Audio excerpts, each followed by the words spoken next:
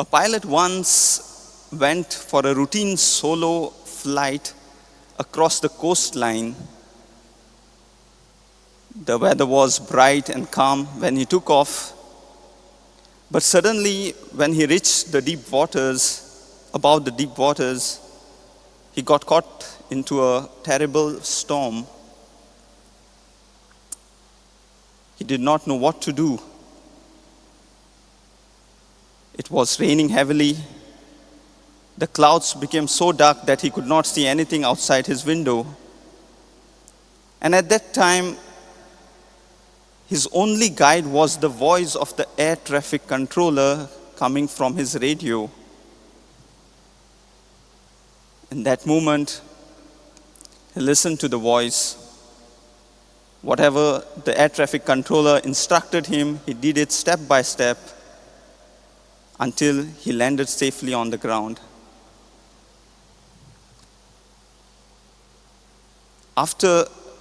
Later he was asked, and he said, if I had to rely on what I saw, if I had to rely on my strength, I would have not survived. I would have panicked. But trusting the voice guiding me from the ground saved my life. Dear sisters and brothers, like that pilot, we too face moments in life when we have to choose whether to rely on our strength, rely on our experience, rely on our perspectives, or to rely and trust the voice of God that sees the bigger picture, that sees beyond our sight. In the gospel, Peter faces the same problem.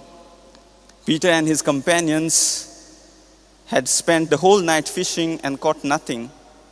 They were discouraged, they were tired, and were ready to give up. And there comes Jesus and says, "Put out into the waters and let down your nets."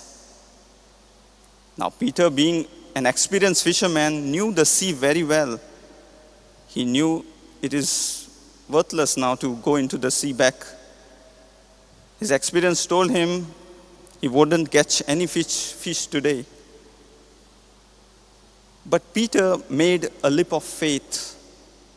He could have easily refused Jesus because he didn't even know Jesus at that time. But he made a leap of faith, just like that pilot who trusted the voice from the ground. He says, "At your word, Lord, I will let down my nets." And we have heard the result was astonishing. Their nets were filled and they received more fish than they could ever imagine. What it teaches us here is that when we trust God's word, even if it does not make sense to us, then our emptiness can turn into abundance. Our weakness can turn into strength. Our sorrows can turn into joy. That is the essence of faith. Faith is basically trusting God's word over our own sight, over our own experience.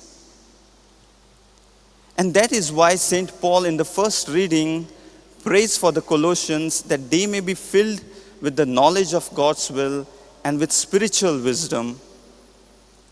And we have to notice here, he's not praying for human wisdom. He's praying for spiritual wisdom. And why is it so?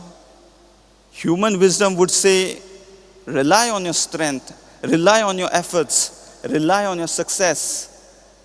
But spiritual wisdom would tell, rely on God. Trust God even when you do not see the outcome. That is what Peter shows in the gospel, not by relying on his own strength and experience, but by trusting the wisdom and the word of the Lord. Dear sisters and brothers, just like Peter's nets were empty before meeting the Lord, so also there are times in our lives when we feel our nets are empty, so to say.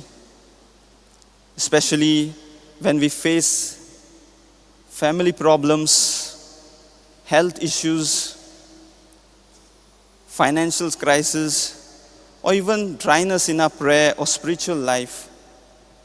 We try hard, we put in our efforts, but sometimes it feels like nothing is working.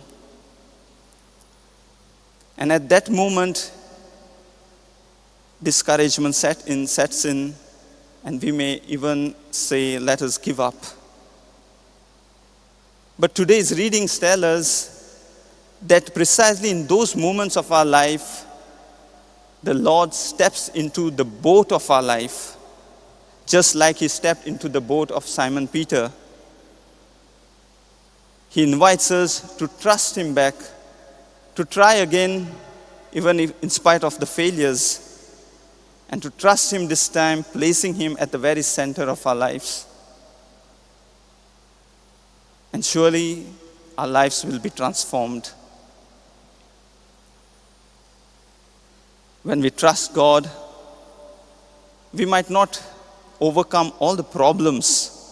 The problems won't disappear, but surely you will not be alone. God will be with you, present in the boat of your life. God will be present in the storms of your life. And with his help, with his grace and strength, you will be able to face those problems easily. Let us ask the Lord for this grace to trust him more deeply in every struggle, every trials, in every moments of our life. And may our hearts be filled with courage and strength that comes from trusting him. Amen.